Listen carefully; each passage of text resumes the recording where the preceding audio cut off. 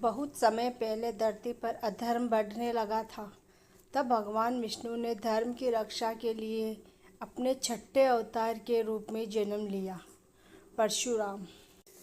महान ऋषि जमदग्नि और उनकी पत्नी रेणुका के घर एक तेजस्वी पुत्र जन्मा, राम। यह बालक साधारण नहीं था, बचपन से ही वह तप, शक्ति और भक्ति का प्रतीक था। राम भगवान शिव के परम भक्त थे। उनकी कठोर तपस्या से प्रसन्न होकर शिवजी ने उन्हें एक दिव्य अस्त्र दिया, परशु कुल्हाड़ी। तब से राम परशुराम कहलाए।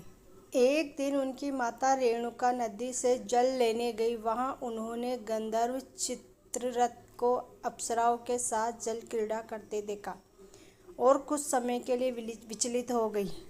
जब वे देर से लौटी तो ऋषि जमदग्नि ने अपनी तपस्या से सब जान लिया। क्रोध में उन्होंने अपने पुत्रों से कहा, अपनी माता का वध करो। सभी भाई डर गए, लेकिन परशुराम ने पिता की आज्ञा को धर्म मानकर बिना हिचकिचाए माता का सिर काट दिया। यह दृश्य बहुत कठोर था, लेकिन यह उस युग की आज्ञा पालन की पराकाष्ठा को दर्शाता है। जमदग्नि प्रसन्न हुए और वरदान मांगने को कहा। परशुराम ने मांगा, माता जीवित हो जाए, उन्हें कुछ याद न रहे, भाई जीवित हो जाए और मुझे दीर्घायु मिले। ऋषि ने सब वरदान दे दिए और सब कुछ पहले जैसा हो गया।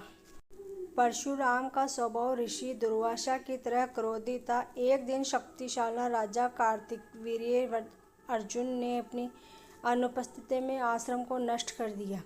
जब परशुराम लौटे और यह देखा तो उनका क्रोध ज्वालामुखी बन गया।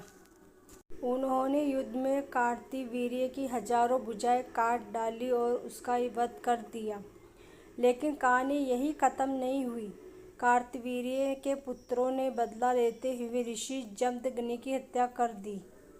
पिता की हत्या से परशुराम का क्रोध चरम सीमा पर पहुंच गया। उन्होंने प्रतिज्ञा ली, मैं पृथ्वी को 21 बार क्षत्रिय विहीन कर दूंगा, और उन्होंने ऐसा ही किया। एक बार नहीं, 2 बार नहीं, 21 बार उन्होंने अत्याचारी क्षत्रियों का संहार किया। कहा जाता है कि उनके क्रोध से 5 झीलें रक्त से भर गई। जब यह विनाश बहुत बढ़ गया तब उनके पितरों की आकाशवाणी हुई, अब क्रोध त्यागो, तपस्या का मार्ग अपनाओ।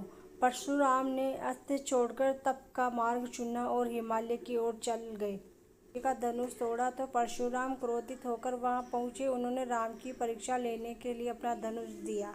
हम समझ गए, ये कोई साधारण मानव नहीं, ये स्वयं विष्णु का अवतार है। उन्होंने राम को प्रणाम किया और शांत होकर पुनः तपस्या में लीन हो गए। इस कहानी से हमें ये सीख मिलती है कि माता पिता की आज्ञा का महत्व।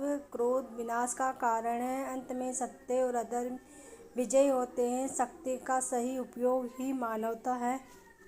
आपको वीडियो पसंद आए तो प्लीज़ मेरे चैनल इट्स अन्नू सोनी को लाइक ज़रूर करें, शेयर एंड सब्सक्राइब भी ज़रूर करें। कमेंट में बताएं कि आपको वीडियो कैसा लगे और फिर मिलते हैं अगले नेक्स्ट वीडियो में। धन्यवाद।